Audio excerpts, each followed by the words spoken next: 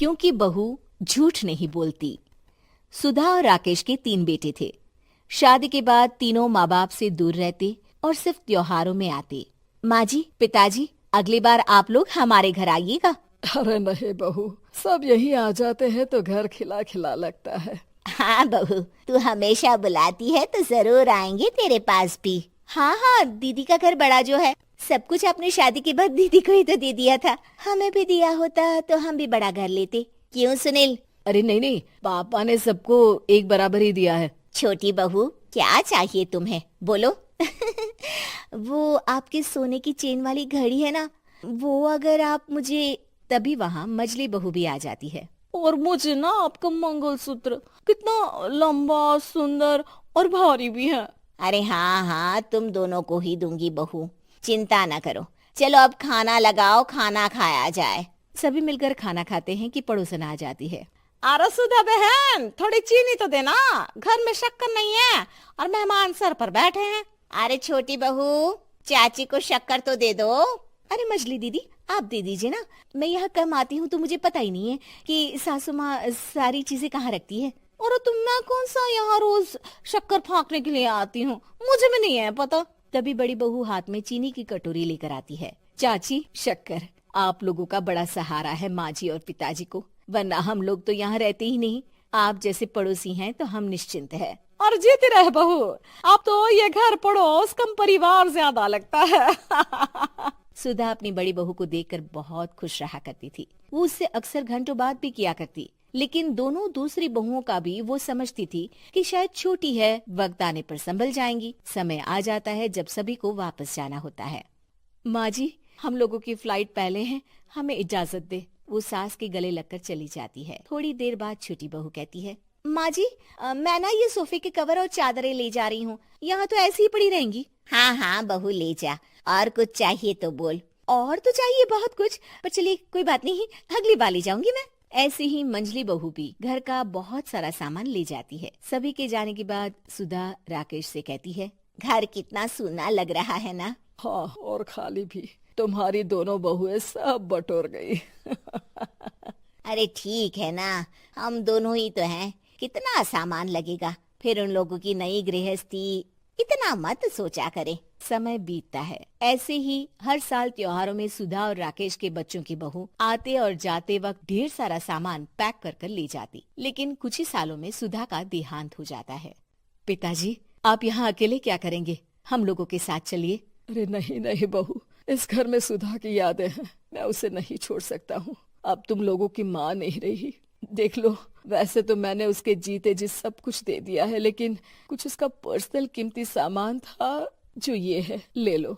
सामान में होती है एक घड़ी और एक मंगलसूत्र। माँ जी ने कहा था कि वो ये घड़ी मुझे देंगी। हाँ हाँ पिताजी, माँ ने सबके सामने ये घड़ी सरिता को देने के लिए कहा था। उठा लो सरिता माँ की घड़ी। अब क्या था, छोटी बहू फट से घड़ी उठा लेती है। और पिताजी, ये मंगलसूत्र तो माँ ने मुझे ही देने को कहा था, याद है ना? वो सभी की ओर इशारा करती है। तू भी ले ले ये हार बेटा, कोई बात नहीं। मंजली फटाक से हार उठा लेती है। ससुर बड़ी बहू की तरफ देखते हैं। तुझे क्या दूं बेटा? पिताजी, माँ ने एक चीज मेरे लिए भी रखी है। सभी के कान खड़े हो जाते हैं कि आखिर सास ने क्या रखा होगा बड़ी के लिए। अरे माँ जी तो दीदी से प्यार भी ज्यादा ही करती थी, हमेशा उनसे बात किया करती। जरूर कोई बड़ी और अपनी प्रिय चीज दी होगी दीदी को। और देख लेते हैं ना, वरना तो हम भी बराबर का बंटवारा करेंगे। हाँ हाँ, कर लेना बंटवारा। लेकिन बड़ी बहू बताओ तो, सुधा ने क्या रखा है तुम्हारे लिए?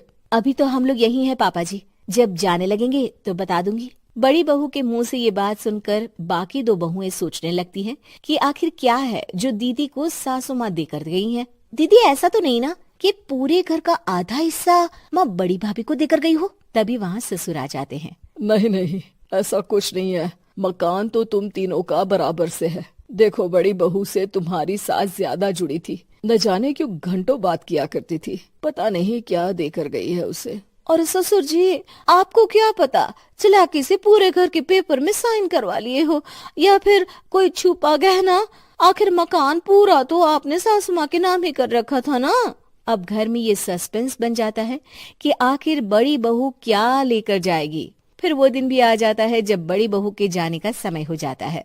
बेटा, परसों तुम चली जाओगी, बताया नहीं, माँ ने तुम्हें क्या दिया? घड़ी और हार जो बेशकीमती था और तुम्हारी सास को सबसे ज्यादा प्रिय था, उसका तो बंटवारा भी हो चुका है।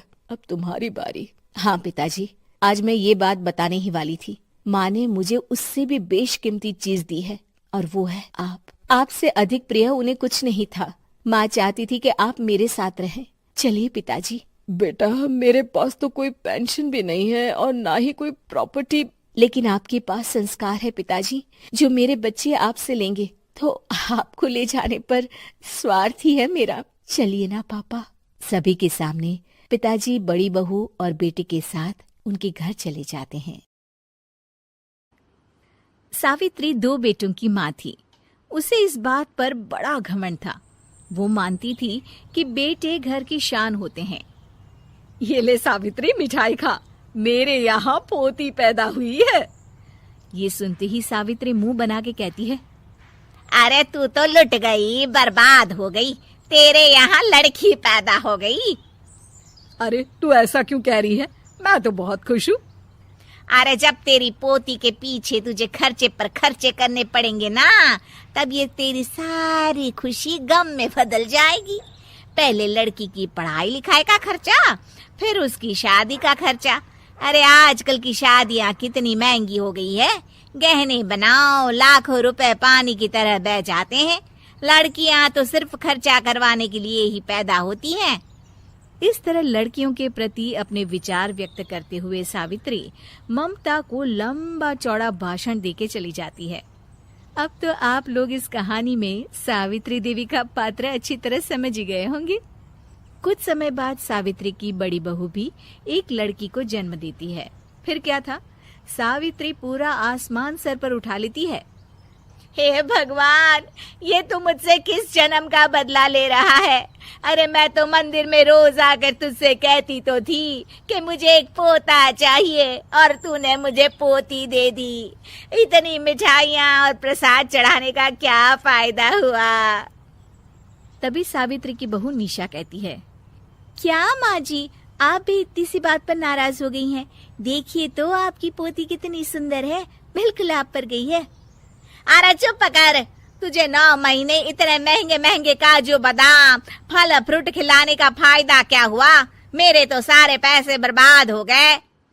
ये सुन सावित्री का बड़ा बेटा अजय कहता है, माँ, तुम सिर्फ नाम के लिए 2020 में रहती हो। असल में तुम्हारा दिमाग सैकड़ों साल पुरानी सोच रखता है। आज के जमाने में लड़का और लड़की में कौन फर्क करता है? मैं तो बहुत खुश हूँ कि भगवान ने मुझे लक्ष्मी के रूप में बेटी दी है। लेकिन सावित्री पर अजय की बातों का कोई असर नहीं होता। नालायक, अपनी पत्नी की जबान बोल रहा है। मेरा बड़ा बेटा तो हाथ से गया। लेकिन सावित्री देवी हार मानने वाली नहीं थी।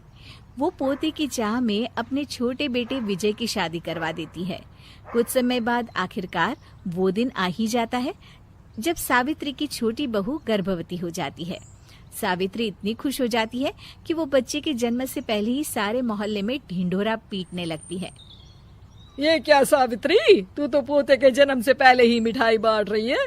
पहले पोता पैदा तो होने दे, और फिर क्या पता अगर पोते की जगह पोती पैदा हो गई तो। ये सुन सावित्री चिढ़ जाती है।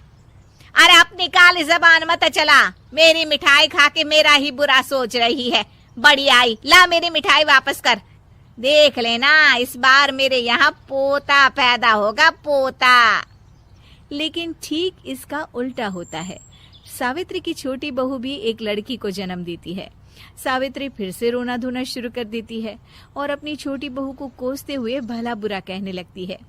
देखते ही देखते ये सावित्री की रोज की आदत हो जाती है। एक दिन उसकी इस आदत से परेशान होकर विजय अपने भाई अजय से कहता है, भैया, माँ खुद एक औरत होकर हमारी बेटियों को पसंद नहीं करती, उल्टा उन्हें रोज कोसती रहती है। मुझे माँ की यह आदत बिल्कुल पसंद नहीं आती। अरे तू ठीक कहता है, मैं भी अब माँ से तंग आ गया हूँ। अच्छा, तो अब तुम दोनों इस तरह पीठ पीछे मेरी बुराई भी करने लग गए हो? नहीं माँ, हम चाहते हैं कि घर में शांति बनी रहे। हमें हमारी बेटियाँ बहुत प्यारी है। मैं नहीं चाहता कि वह तुम्हारे ताने सुन सुन कर बड़ी हो।